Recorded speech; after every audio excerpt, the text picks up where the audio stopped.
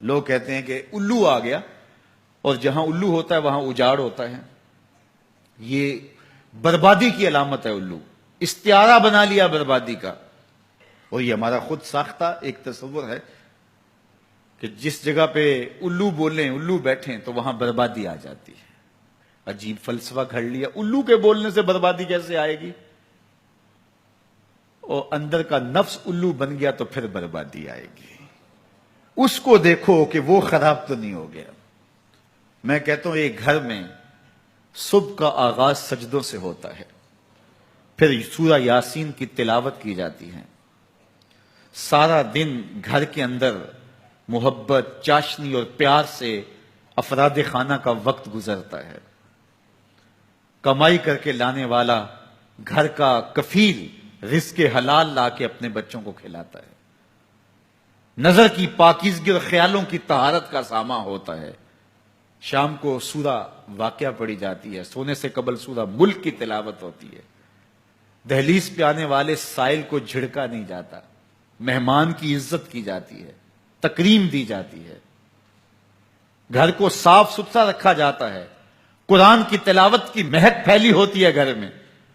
گھر کے اندر درخت پر 100 الو بھی بیٹھ جائیں اس گھر میں بربادی نہیں آئے گی. اور ایک گھر میں اللہ کے حکموں کو توڑا جاتا ہے. افراد خانہ ایک دوسرے کو گالم گلوچ کرتے ہیں. قرآن کبھی کھول کے کسی نے نہیں دیکھا. سجدے کی کسی کو توفیق نہیں ہوئی. تو گھر کے اندر جو مرضی رکھ لیں برکت نہیں ہوگی. میاں یہ تو تمہارے اعمال کا نتیجہ تھا، لیکن تم نے لگا دیا الو کے کھاتے کہ الو بیٹھ گیا، یہ سب کچھ بربادی ہوئی. تم نے وعدے توڑے، تم نے لوگوں کو 2 نمبر مال دیا، اس لیے تمہاری فیکٹری برباد ہوئی، اس لیے تمہاری دکان نہیں چل رہی. کہ تم کہتے کچھ ہو دیتے کچھ ہو. ایک مرتبہ جو دھوکہ کھاتا ہے وہ دوبارہ تمہاری دکان پہ نہیں آتا. یہ الو کا کام نہیں ہے، یہ تمہارے نفس کے الو کا کام ہے. لیکن تم نے الو پہ مڑ کے کسی منحوسہ، یہ فلاں منحوسہ ہماری دکان پہ آئی صبح، آج سارا دن گاہک ہی نہیں آیا. کیا فلسفہ تم نے تراشا؟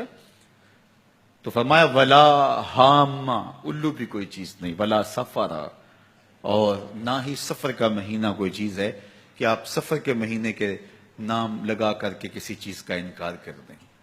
یہ اللہ کی طرف سے ہے جو تمہیں نصیب ہوتا ہے. وَإِن يَمْسَسْكَ اللَّهُ بِضُرٍّ فَلَا كَاشِفَ لَهُ إِلَّا هُوَ. اللہ تعالیٰ تمہیں کوئی نقصان پہنچانا چاہے تو کوئی اس نقصان کو دور نہیں کر سکتا سوائے اللہ کے. اور اگر اللہ تمہیں کوئی بھلائی دینا چاہے، تمہیں بہتری عطا کرنا چاہے، فَلَا رَادَّ لِفَضْلِهِ، اللہ کے فضل کو کوئی واپس بھی نہیں کر سکتا، لٹا بھی نہیں سکتا. اللہ کے فضل کو کوئی ٹال بھی نہیں سکتا. سارا زمانہ لگ جائے کسی شخص کو نقصان پہنچانے کے لیے، لیکن اللہ کی نصرت اسے نصیب ہو، کوئی بال بھی بیکا نہیں کر سکتا. سارا زمانہ کسی کو فائدہ دینے میں لگا رہے، لیکن اللہ نہ چاہے تو ایک ذرے کا فائدہ بھی نہیں پہنچا سکتے. ایسا ہوتا ہے نا کہ مریض بہت دولت مند ہے اور اعلیٰ سے اعلیٰ علاج گاہ میں اس کو پہنچا دیا گیا. ہر وقت 5-6 ڈاکٹر اوپر کھڑے ہیں، ایک ایک سانس کو کنٹرول کرنے کی کوشش کرتے ہیں. کئی مشینوں کے اندر ایک ایک چیز کا ہر وقت ٹیسٹ ہو رہا ہے، لیکن موت آئی تو سارے ڈاکٹر ایک سانس کی بھیک بھی نہیں دے سکتے. اور دوسرا بیمار پڑا ہے، ہاسپٹل والوں نے بھی جواب دے دیا، اس غریب کو کسی پرواہ نہیں کی ہے، اس کو باہر جھاڑے میں پھینک دیا. میرا مالک شفا دینا چاہے تو اسے عطا کر دے. شفا اللہ کے پاس ہے، موت اللہ کے پاس ہے، زندگی اللہ کے پاس ہے، خیر اللہ کے پاس ہے. وہ جس کو جو چاہے عطا کرے. اپنے عقیدوں کو مضبوط کرو، اللہ پر توکل کرو، اللہ پر بھروسہ کرو. وہ چاہے تو ہوتا ہے، وہ نہ چاہے تو کچھ نہیں ہوتا. اس کے چاہنے سے ہے اور اس کے نہ چاہنے سے نہیں ہے.